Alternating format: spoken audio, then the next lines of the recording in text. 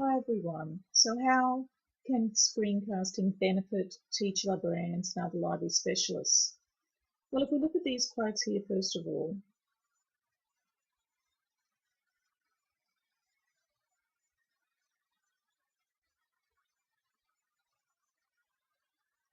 so there are two issues here.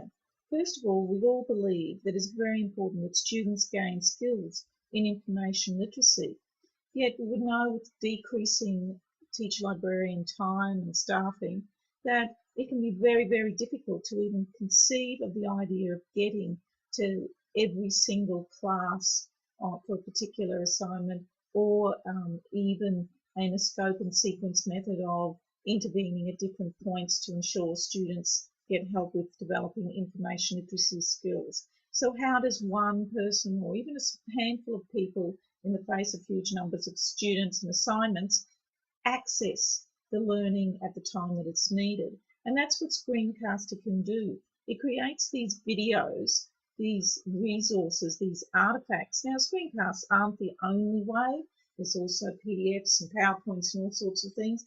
But screencasting can enable it to be communicated with that audio, with the actual screen, taking them step by step through it, just as it can also have PDF with step-by-step instructions, so that we're targeting the different learning needs of our school community and providing access that can be gained at any time, 24/7, and the teachers can grab when they need it, and it is accessible even for students whose teachers don't collaborate. It doesn't mean they miss out, and it means that students can go over these concepts.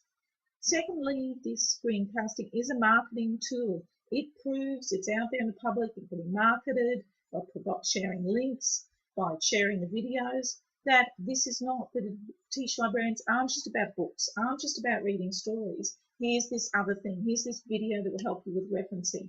It's a tangible advocacy tool. Another benefit of screencasting is it takes advantage of students' Wi-Fi, their technological mobility. So on the right here we see the Maslow's triangle, which has been updated because many students would see having a charged learning device, a charged phone, which is Wi-Fi internet connected, as an actual survival need in today's world. So here we see this student perspective on lecture casting or screencasting. I think it's a simple way of getting information in a portable format as well, so you can have it on the move. A person can get the information in a simple and quick and a portable way. So this is providing, responding to the way learners are using technology these days. It's connecting the learner with the learning material. So another advantage of screencasting is it's not focused on the personal presence of the teacher librarian. So the teacher librarian's expertise can have a multiplier effect.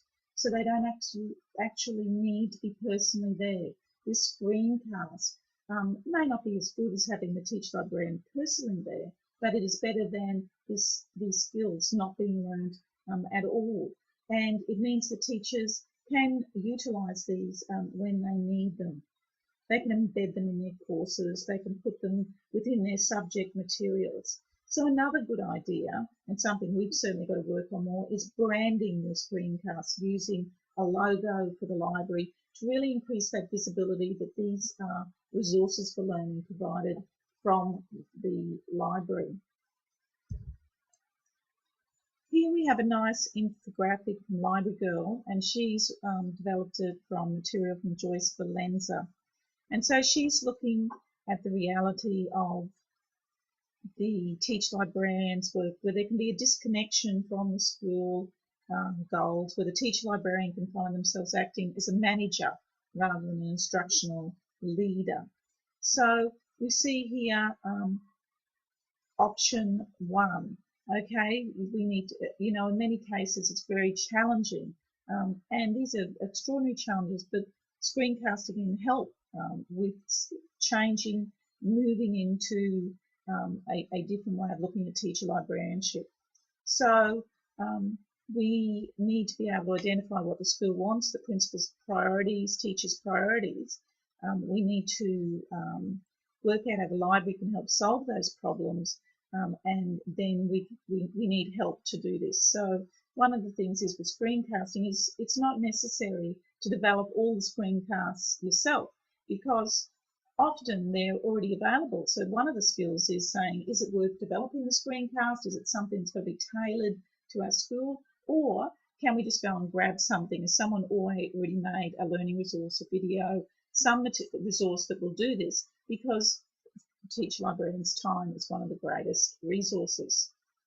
Now, okay, so moving over here, we've got to find examples of how our work with students supports these goals, or the school goals. So these screencasts in many ways provide those. And secondly, if you do decide to put them on YouTube, because once you've got the video can either be kept on the internet, it doesn't have to be put on YouTube, but if you choose to do that to even increase the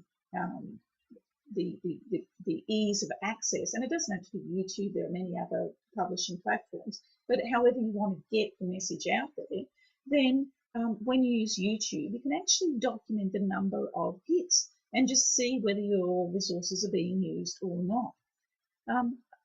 So that is very important in terms of advocacy. And certainly the screencasts are a high impact way of sharing the impact of the library on learning.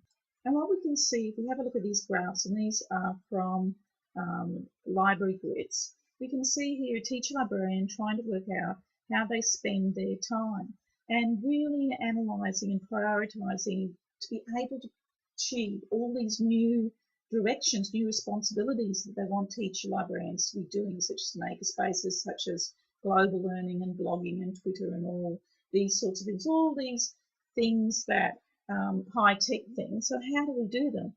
And one of the things when you start looking at how your time is spent, it can be quite amazing how much time you spend helping students print or work, fixing the photocopier or things like that, even when you try to focus on other goals. And so if we really look at managing our time, then screencasts are a great tool for managing that time, because, you know, it really may not be possible to try and reach so many classes. It might be better to develop the resources that are needed to support the learning that we can use in multiple ways, rather than actually trying to be personally present quite so much, because personally present means that one, it just may not be possible because there's too many students, too many assignments, and secondly, these resources can have a greater impact because it's not reliant on one person being personally present. So another area too with the screencast is making courses. So creating little courses on copyright or referencing. These are step-by-step things. So the screencast can provide that skill in a little broken down way for copyright or referencing that can be embedded, or that students might go through. They might even do a quiz or some way of evaluating this. So again, a way that we identify that the libraries do have a curriculum. They do have learning skills. And so these screencasts can help identify that.